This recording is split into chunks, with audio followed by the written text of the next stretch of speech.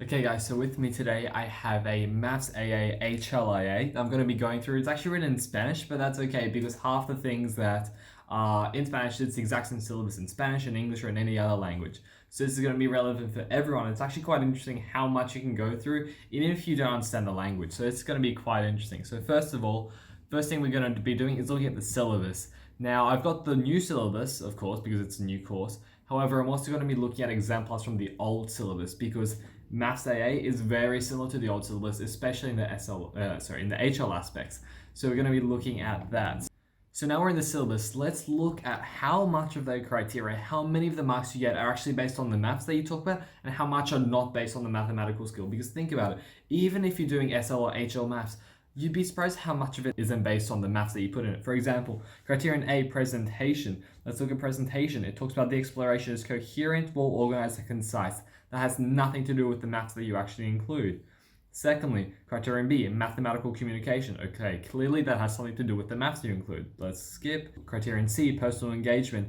3 marks, all talking about personal engagement, absolutely nothing to do with the quality of the mathematics you put in. So first of all, that's a free 3 marks everybody should be getting. And reflection, another 3 marks that aren't based on your mathematical skills. And finally, HL and SL, you get 6 marks as well for the use of mathematics.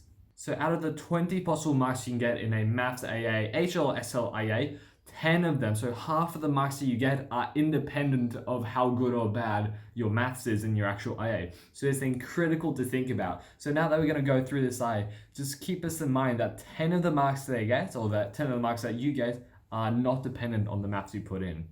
Quick reminder that in the old syllabus you could only write up to 12 pages, whilst in the new syllabus you can write between 12 and 20. So if you look at the exemplar IAs and you think about why they're so short, well, this is why. It's because now they're between 12 and 20. So first of all, length 15 pages, nothing too bad, can't fault that.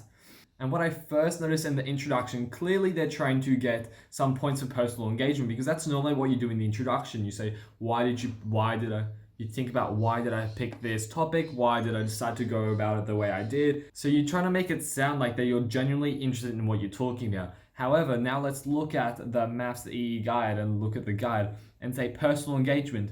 It says it is intended to be an opportunity for students to use mathematics to develop an area of interest for them rather than merely solve a problem set by someone else. So now this immediately raises red flags, because it is talking about the Basel problem, and there's clearly this problem set up by someone else. The problem came from the 17th century, and yes, there's even historical context in this document talking about this problem that was set up by somebody else. So straight away, I'm going to say that they're definitely going to lose marks for personal engagement, because this problem was not set by them, it's set by someone else. So immediately, yes, there are some aspects of originality that are also lost, but the most critical thing here is that by talking about the Basel problem, or essentially a problem that is set by somebody else, you're losing marks by personal engagement, because again, it is set by someone else.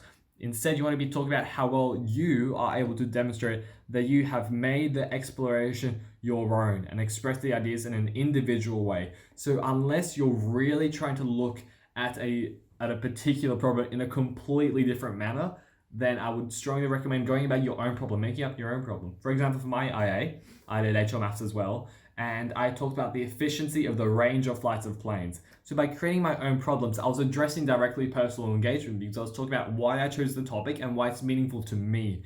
Meanwhile, this is not meaningful to the person that's writing this, because it's a problem that was made in the 17th century. And the only somewhat realistic illustration of this problem is by having, later on, we can actually see in the document, they point this out, and it's by having lighthouses along a circle and talking about the intensity in the middle of the circle from all these lighthouses. So of course, this is not going to be a very realistic example, very realistic problem. So straight away, clearly losing marks in personal engagement. All right, the next criteria, we're going to be talking about mathematical communication, and it is important, super important here to look at what it consists of. So firstly, it's the mathematical language, so notation, symbols, terminology. And I like to say that the notations are very clear and they look very clean. So straight away getting points for that. Next, defining key terms where required. In this case, there aren't key terms to be defined. There's only pi and just pro numerals, so nothing really necessary there, so that's not very relevant. But on the other hand, in my IA, where I talked about the mass of a plane, I talked about the wingspan, these are all things that might seem obvious, But you have to picture that this IA, every single IA says in the IA guide somewhere, I can't pull it up right now, but it says that the target audience are your peers. So if your peers and your friends and your classmates cannot understand your IA, then you've gone way too complicated, you've gone way too far. You want to make it very clear and very easy to understand for your peers. Not make it too simple that someone 3 years below you could get it, but you want your peers to be able to understand every single aspect of your IA. And next we have the multiple forms of mathematical presentation, such as diagrams, tables, charts, graphs, and models. So here, I think this is actually quite nicely done. Of course, getting inspiration from the YouTube channel, 3 blue, 1 brown, but that's okay, that's all right, getting inspiration as long as they cite it. Also, another thing to note is that here, whenever they cite, they say that it's without it, like it's no date, so you don't know when it was published, but actually, because they're going off a YouTube video, it is clear when they publish it. So you'd actually be losing marks for academic honesty because you're saying that you couldn't find the date when it was published, when obviously a YouTube channel has the published date for every single video. So make sure you fix that, and whenever you're doing your bibliography or in-text citations, make sure you don't just say no date because you can't be bothered to look up when it was published, because they will check, and they're of course not going to check every single one, but if by any chance the one they check is the one that you couldn't be bothered to actually put the date on, you're straight away going to be losing marks because of academic dishonesty, because you didn't cite or properly cite the person or the source that you were supposed to. Also, it's important to note here that it says that level 4 is normally achieved by people when they look at different mathematical representations. And I think what they've done really well here is that there's a geometric method about how to resolve the problem. However, they also talk about another method up above, which is the Euler method. So I think that they do incredibly well in this aspect in criterion B, because their communication overall is quite good. So I would honestly give them a 3 or even a 4 out of 4 for this level, because they've done very well. Now, I already mentioned earlier the impact that the introduction had on the personal engagement for criterion C. So I would say that there is some personal engagement. Really, you want it littered throughout of your IA, throughout of whatever IA you're writing. It doesn't have to be for maths. Personal engagement, I believe, is in every single IA. It was definitely my geography one as well. So I think it's in every IA. So you want to make sure that you talk about why you're engaged in the topic, why you chose the topic, why it's important to you, and why you decide to shape your IA the way you did. You're trying to make it personal. Don't go too far, but definitely make it personal. Like, I had a friend of mine that was doing something about parachuting and looking at, for physics, looking at how the mass of a model impacted the time it took for it to land on the ground. And he said that every weekend he went parachuting, and whilst this is maybe believable, you might want to choose something a little more realistic, or at least make it sound credible. Instead of saying every weekend I used to go parachuting with my dad and I loved it, I would always be concerned or curious about what happened if I was a little bit heavier, how long would it take for me to touch the ground. So you can definitely get ways around it for every single topic. You can get ways around getting personal engagement. It's just a little more challenging for maths than for others, but definitely try and put in a lot of personal engagement throughout. So this should be particularly the introduction, where you say why you chose the topic, but also a bit throughout. For example, you can say that when you found, but also a bit throughout, and particularly at the conclusion, because you want to say your conclusion should also mention why these results are relevant to you. So what the IB loves is real life consequences, real life implications of the results you have found. So this is particularly relevant in TOC, but it's also relevant here. So the real life implications of your results. Okay, so when we get this final result in this IA, what is this going to accomplish? How is this going to help us? How is this going to help the community as a whole? So you really have to talk about the implications of this. Meanwhile, I noticed that at the end, in the conclusion, yes, they talk about the mathematical implications and how they got to the solution that they did, but it's just really just talking about path A went this way, path B went that way, and at the end they got the same answer, they got the same conclusion, so we can see that they're both valid. However, really the conclusion should be talking about the consequences of the results you have found and the credibility and reliability and accuracy of what you have come to. So make sure that you mention those in your conclusion. And you can see in personal engagement, it is evident here that it says that the work must be significant and it must be outstanding. So, of course, you have to look at every single IA, every topic in a creative way, which they've done through the analysis of the circle and geometric method as well as the Euler method. So I appreciate that. However, significant, I think it's missing points in significance. So honestly, I would give this a 2 out of 4, maybe even a 1 out of 4, depending on how harsh the marker is feeling at the time for personal engagement. And now finally we come to reflection, which is criterion D, also out of 3 marks. So incredibly important that you actually focus on the reflection as much as you focus on the maths part. You don't want to leave the reflection to the last minute. Think of throughout your IA, even when you're brainstorming, how you're going to reflect on the results and on the conclusions that you make in your IA. So it is incredibly relevant. Don't just leave it to the last minute. There are 3 marks to get. So here it says that a meaningful reflection, it tells you exactly what you have to do. It has the links to the aims of your exploration, which you should have outlined in your introduction anyway.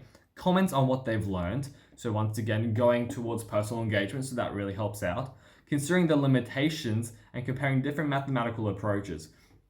So the mathematical approaches section actually links to criterion B, mathematical communication, because we talked about how it's much better if you can have 2 different approaches to solve the same problem. For some reason, they like seeing 2 different methods of analyzing the same problem because it shows different perspectives and different ways of analyzing situations. So try doing that if you can. Now you also want to make sure that you consider the limitations of your IA. Is the scope of your IA so small that the results are actually not very precise or significant? Or maybe you did not consider, I don't know, if you're doing air resistance, are you considering air drag, or are you not considering some factors that are critical but make the math problem outside of the scope of the syllabus? You can always say that. For example, when I was talking about my airplane model and the range of flight of planes as well as the fuel consumption, I talked about how I neglected air drag, which of course you can't do in the real world. Considering the limitations, you can say, okay, these are the limitations that I took. This is why I decided to neglect air resistance in this scenario, because then it would have introduced other formulas that would have made my IA outside of the scope of the syllabus. And it's really clear, the IB make it actually incredibly clear how whatever you write shouldn't be outside the scope of the syllabus. It should be within what you've already learned. It should be a slight extension of what you know, but it shouldn't be anything beyond the syllabus. So make sure that if you go beyond the syllabus, you've gone too far. All of your peers should be able to understand it. So once again, consider the limitations of the results of your IA, as well as the method and the procedure that you did to get to your results. And they even mention it here within critical reflection. The students address the mathematical results and their impact on the students' understanding. So how do these results and the method by which you obtain the results impact you as a person? How are they meaningful to you? So again, showing what's next, how can this IA be improved? How could I have improved the results? What are the implications of the results? Once again, linking to personal engagement and discussing its strengths and weaknesses. And we've already talked about this aspect. And now finally, criterion E is the use of mathematics, which clearly varies whether you're doing SL or HL. So for this example, we're going to be looking at HL real quick. And so commensurate with the level of the course. So once again, it points out how you shouldn't be going beyond the syllabus. Everything you talk about should be in the syllabus. And whenever you do mathematics, it should be thorough, relevant, sophisticated, precise, and rigorous. So all these different adjectives, they put them in bold for a reason. They don't just pick up at random. So one thing I really appreciate about this IA is that not one step is missed. So it's very clear that they haven't just gone to Wikipedia and gone through, okay, how do I solve Basil's problem, and just copy paste. Instead, you can see that they've done this by hand at one point and even made their own diagram, so they clearly understand deeply the topic. This isn't just something you can make off the top of your head. You must have thought about this deeply. So you can see between all of the different diagrams that are shown within this IA, the knowledge of mathematics is quite strong and is quite evident throughout. So of course, whilst the paragraphs in between analyze and explain what you're doing between each step, you can see that when a marker is actually marking the IA, yes, they're going to read through the middle sections about the steps. First I did this, then I did this, then I did that, and showing the formulas in the middle or diagrams in the middle. For example, here are different diagrams and formulas. But what is critical, what is incredibly important, and what I want you to really focus and spend time on is your introduction and your evaluation and conclusion. Because those 3 aspects are going to get you half of the marks. They're going to get you 10 out of the 20 marks. Yes, 10 marks are based on your maths, and that is hard to get, and that is just a challenge after all, because maths HL is a challenge. However, the other 10 marks should be super simple, super easy. You just follow exactly what is in the syllabus, exactly as it's outlined, and then you should really be getting those 10 marks very simply. So overall, I think this is a very strong IA on the mathematical aspect. So of course, this person here that's written this IA understands the different concepts of maths, and I think that they'll do well in those aspects. However, where I think they'll be lacking is in the personal engagement and the reflection as well. I think those 2 aspects can definitely be improved upon. Because the presentation is immaculate, the mathematical communication is done very well, and the use of mathematics, of course, at a very high standard from the diagrams and from the maths involved. So overall, very strong IA, very impressed, and once again, go through the syllabus, look at the exemplars. So for example, I found two different exemplars that have scored very well. These are all on the teacher support material, and of course these are only relevant to Maths AA because they're very closely related to the old syllabus. So this one here got 17 out of 20 for HL and 20 out of 20 for SL, whilst this other exemplar got 18 out of 20 for SL as well as for HL. So these are all available to you, so you can look at the annotated work and get some inspiration on exactly what the markers like and don't like for you to put in your AA. So I really recommend for everyone to go through at least two of these teacher support materials, and the high scoring ones are actually example 10 and example 6. So make sure you go through those. I'll leave the description, I'll leave the link to the teacher support material down below, but it's also in the resource Bible. And yeah, good luck guys. Hope you do well.